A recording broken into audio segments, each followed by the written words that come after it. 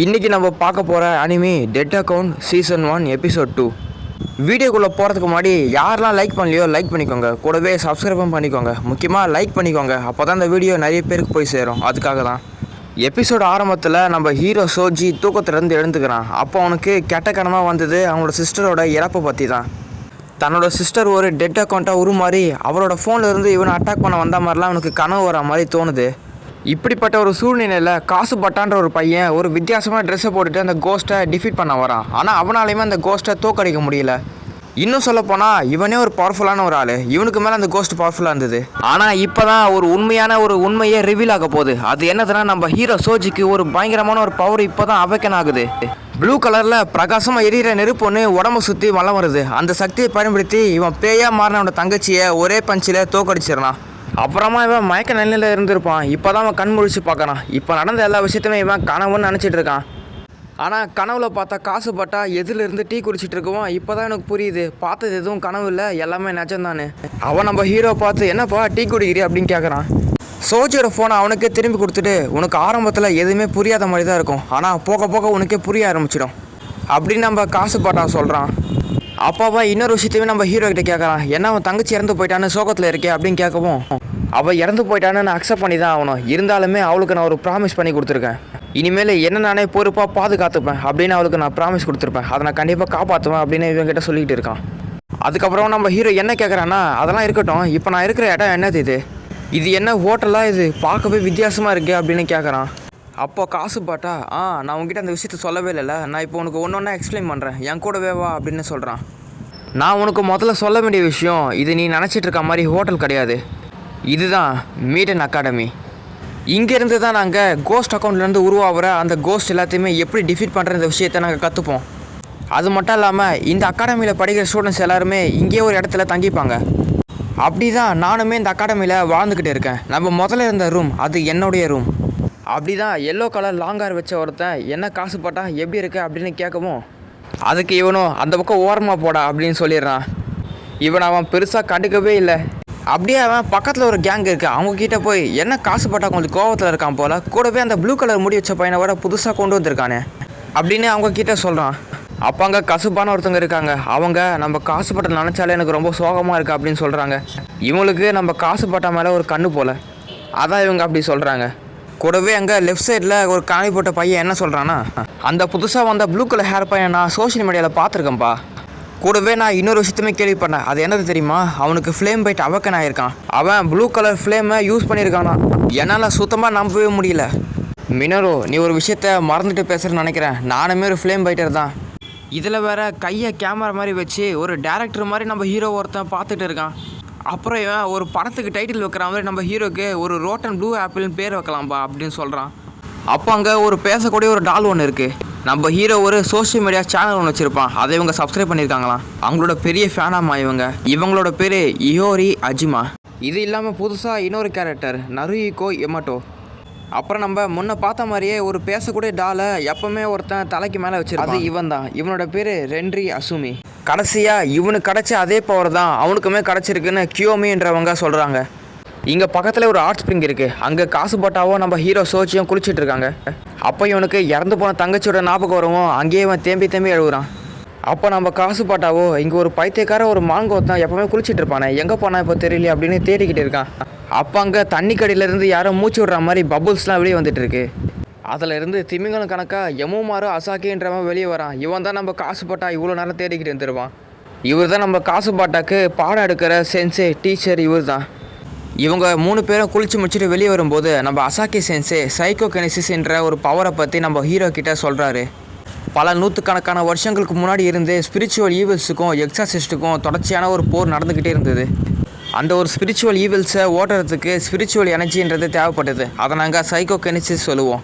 ஆனால் காலங்கள் போகிறதுனால இந்த ஸ்பிரிச்சுவல் ஈவில்ஸ்லாம் இப்போது டெட் அக்கௌண்ட்டாக ஃபோனில் ஒரு ஈவில் ஸ்பிரிட்ஸாக வந்துருக்கு. இந்த டெட் அக்கௌண்ட்டால் உருவர கோஸ்ட்டை எங்களோட சைக்கோகெனிசிஸ் முறையால் தோக்கடிக்க முடியல. அதனால் நாங்களுமே எங்களோட பவரை அப்டேட் பண்ணிக்கிட்டோம். எங்களோட சைக்கோகெனிசிஸ் பவரை நாங்கள் சைபர் கெனிசிஸ் பவராக மாற்றிக்கிட்டு எங்களோட பவரை நாங்கள் இப்போது செல்ஃபோன் மூலியமாகவே யூஸ் பண்ணிக்க முடியுது. இப்படியே நம்ம அசாக்கி சென்ஸே சொல்லிகிட்டே இருக்கவோ நம்ம ஹீரோ இதெல்லாம் கண்டுக்காமல் அவன் பாட்டு வெளியே போயிட்டே இருக்கான். ஏன்டா, நான் உங்ககிட்ட எவ்வளோ பெரிய விஷயத்த சொல்லிட்டு இருக்கேன், ஆனால் நீ கண்டுக்காமல் வெளியே போயிட்டேடா. இது எவ்வளோ பெரிய முக்கியமான விஷயம் தெரியுமா அப்படின்னு நம்ம சோஜி கிட்ட அசாகி சென்சே கெஞ்சிக்கிட்டு இருக்காரு. ஆனால் சோஜி அதுக்கு என்னை மன்னிச்சிடுங்க, நீங்கள் சொல்கிற விஷயத்தில் எனக்கு சுத்தமாக விருப்பமே கிடையாது. அது மட்டும் இல்லாமல் நீங்கள் சொல்கிற மாதிரி என்னால் இந்த மீடன் அகாடமிலையும் சேர முடியாது. நான் இந்த நாள் வரைக்கும் என்னோடய தங்கச்சிக்காக தான் இத்தனை நாள் உயிரோடு வாழ்ந்துக்கிட்டு இருந்தேன். இப்போ எனக்கு தங்கச்சியும் கிடையாது. அதனால என் இஷ்டப்படி தான் இனிமேல் நான் வாழ போகிறேன், என்னை ஃப்ரீயாக விட்டுருங்க அப்படின்னு சொல்கிறான். அதுக்கு அசாகி சென்சே, அப்படின்னா உனக்கு அங்கே உண்மையிலே என்ன நடந்ததுன்னு தெரியல போலையே. நீ நினச்சிட்டு இருக்க மாதிரி உன்னோட தங்கச்சி சாதாரணமாக இறந்து போல. அவள் ஒரு பவர்ஃபுல்லான ஒரு கோஸ்ட் அக்கௌண்ட்டால் கொலை செய்யப்பட்டா. பொதுவாகவே இந்த உலகத்தோட யார் அதிகமான தொடர்பில் இருக்காங்களோ அவங்கள தான் டார்கெட்டை வச்சு கொலை பண்ணுவாங்க. அப்படி தான் அவனோட தங்கச்சியுமே கொலை செய்யப்பட்டா. அதோட சிம்டம்ஸாக அவங்களோட கண்ணிலிருந்து ரத்தம் வந்து இறந்து போயிருப்பாங்க. இந்த விஷயத்தை யார் ஏற்படுத்துனாங்களோ அவங்கள நான் சும்மா விட மாட்டேன், என்னோட முழு சக்தி யூஸ் பண்ணி அவங்கள நான் ஒன்றும் இல்லாமல் ஆக்கிடுவேன் அப்படின்னு நம்ம ஹீரோ சொல்கிறான். அதுக்கு நம்ம அசாக்கி அவனை பார்த்து சிரிச்சுட்டு, என்னது நீயா, உனக்கு இருக்க இந்த வீக்கான பவரை வச்சு அவங்கள உன்னால் எதுவுமே பண்ண முடியாது. இவர் இப்படி பேசுனதுனால கோவப்பட்ட நம்ம ஹீரோ அசாக்கி அடிக்க போக இடையில நல்ல வேலையை காசுபட்டா வந்து தடுத்துட்டான்.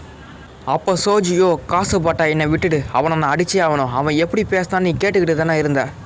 என்ன இருந்தாலுமே அவர் என்னோட டீச்சர், அது மட்டும் இல்லாமல் அவர் எனக்கு முக்கியமான ஒரு சென்ஸு. அப்படி இருக்கும்போது யாராக இருந்தாலும் அவ்வளோ ஈஸியாக அவரை நான் அடிக்க விட்டுற மாட்டேன், அது நீயாக இருந்தாலும் சரி. அப்போ குறுக்கில் அசாக்கி என்ன சொல்கிறாருன்னா, அப்போது நம்ம ஒரு மேட்ச் ஒன்று வச்சுக்கலாம், இந்த சேலஞ்சில் நீயும் காசுபட்டாவும் ஃபைட் பண்ணிக்கணும். சோஜி, உன்னோட பவரை வெளிக்காட்ட இது ஒரு நல்ல ஒரு சான்ஸாக இருக்கட்டும்.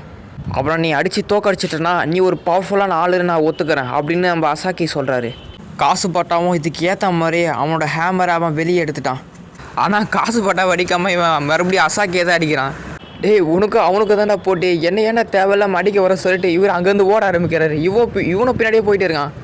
ஆனால் காசுபட்டா விளையாடினதெல்லாம் போதும், என் கூட போட்டிக்கு வா அப்படின்னு சொல்லி அவனோட பெரிய ஹேமரை வச்சு நம்ம ஹீரோவை தலையிலே அடிச்சிட்டான். இந்த ஒரு சத்தத்தை கேட்டு பக்கத்தில் இருந்த மீடியன் அகாடமியை சேர்ந்தவங்களும் கூட காக்கியோன்றவங்களும் நம்ம அசாக்கி சென்சை கிட்ட இங்கே என்ன நடக்குதுன்னு கேட்க வந்திருக்காங்க. அவரும் கூலாக இங்கே காசுபட்டாக்கும் அசாக்கிக்கும் பெரிய ஃபைட் நடக்க போகுதுன்னு சொல்கிறாரு. ஹீரோவும் எழுந்து நம்ம காசுபட்டாவை அடிக்க ஆரம்பிக்கிறான். ஆனால் காசுபட்டா கொஞ்சம் ப்ரொஃபஷ்னலாக தடுக்கிறான் எல்லாத்தையுமே. ஆனால் சின்னதாக ஒரு கேப் கிடைக்கவோ நம்ம ஹீரோ நல்லா பின்னாடி போய் ஒரு பஞ்ச் ஒன்று கொடுக்க போகிறான். ஆனால் அதில் காசுபட்டா ஈஸியாக தப்பிச்சிட்டான். ஆனால் இவன் நம்ம ஹீரோவை அடிச்சிட்டான். இதில் நம்ம ஹீரோ பறந்து போய் தூரமாக விடுறான்.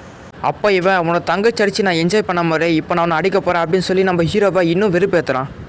இதனால் அவனோட ஃபோனில் இருந்து அந்த ப்ளூ கலர் ஃப்ளேம் அவன் அவேக்கன் பண்ணுறான். அது பார்க்குறதுக்கு பயங்கர பிரைட்டாக ப்ளூ கலரில் எரிஞ்சிக்கிட்டு இருக்குது. அப்போ பக்கத்தில் இருந்து பார்த்துக்கிட்டு இருந்தவங்களாம், பாருங்களேன் இது எப்படி இருக்குன்னு அப்படின்னு சொல்கிறாங்க. அந்த பவர் அவனோட காலுக்கு அனுப்பி சரியான வேகத்தில் காசுபட்டாவை நோக்கி போயிட்டு இருக்கான். இப்போ தான் இவன் ஃபஸ்ட் டைம் பவரை யூஸ் பண்ணுறதுனால அவனால் கண்ட்ரோல் பண்ண முடியல. அதனால் பக்கத்தில் கீழே விழுந்துட்டான். இருந்தாலுமே காசுபட்டாவோட கன்னத்தில் அவன் கீறி விட்டுட்டான். இதனால் காசுபட்டாவோ இன்னும் கோவத்தில் நம்ம ஹீரோவை அடிக்க போகிறான். அதுக்கப்புறமா இவனோட ஹேமரோட பவரை 2 மடங்காக அதிகரிச்சிருக்கான். இதனால் இந்த ஹேமரு பயங்கர பெருசாக வளர்ந்துருக்கு. நம்ம ஹீரோவே ஒரு கட்டத்தில் நான் உண்மையிலே ஒரு வீக்கு தானோ, என்னால் எதுவுமே பண்ண முடியாதுன்னு நினச்சிட்டு இருக்கான். காசுபட்டா நம்ம ஹீரோவை அடிக்க போகவும் நல்ல வேலை குறுக்கில் வந்து அசாக்கி சென்ஸே காப்பாற்றிட்டாரு. பார்க்குறதுக்கு ஒரு வேஸ்ட் பீஸ் மாதிரி இருந்தாலும் அவனோட ஹேமரோட பவரை ஒரே கையால் நிறுத்திட்டாரு. அப்போ இவர் திரும்பி சோஜி கிட்ட, முதல்ல எங்களை மன்னிச்சிடு, உன்னோட தங்கச்சியை பற்றி அப்படி பேசுனதுக்கான காரணம் உன்னோட பவரை நாங்கள் வெளிக்கொண்டு வரதுக்கு தான். அப்போ தான் உன்னோட முழு பவரை நீ காமிப்ப அப்படின்றதுக்காக தான் நாங்கள் அப்படி சொன்னோம். காசுபட்டாவும் அதுக்காக தான் சொன்னான். இப்போ சொல்லு, நீ இந்த மீடியன் அகாடமியில் சேர்ந்துப்பியா அப்படின்னு நம்ம அசாக்கி நம்ம சோச்சிக்கிட்ட கேட்குறாரு. நம்ம ஹீரோவும் கண்டிப்பாக நான் அதில் வந்து சேர்ந்துப்பேன், அது மட்டும் இல்லாமல் என்னோடய தங்கச்சியை கொண்டவனை நான் கண்டுபிடிப்பேன் அப்படின்னு சொல்கிறான். ஆரம்பத்தில் நம்ம ஹீரோ எனக்கு மஞ்சு பிரெட்னா எனக்கு ரொம்ப பிடிக்கும், அதனால் நான் போய் சாப்பிட போகிறேன் அப்படின்னு சொல்லியிருப்பான். அதை கரெக்டாக ஞாபகம் வச்சுட்டு அசாக்கி இவனுக்கு ஒரு மஞ்சு பிரெட்டை ஃப்ரீயாக கிஃப்ட் பண்ணுறாரு. என்ன இவங்க 2 பேர் போட்ட சண்டையில் இந்த ஃப்ளோர் தான் சரியான டேமேஜாக இருக்கும், அதுக்கு இந்த மீடியன் அகாடமியோட பிரின்சிபலு நீ தான்ப்பா எல்லா பில்லையும் பார்த்துக்கிற அப்படின்னு சொல்கிறாரு. பில் அதுக்கு பெரிய அமௌண்ட்டாக வந்திருக்கு. நம்ம அசாக்கி பார்த்து பயந்து. சரி, இதோட உங்களை வேற ஒரு எபிசோடில் பார்க்குறேன். அது வரைக்கும் பாய்.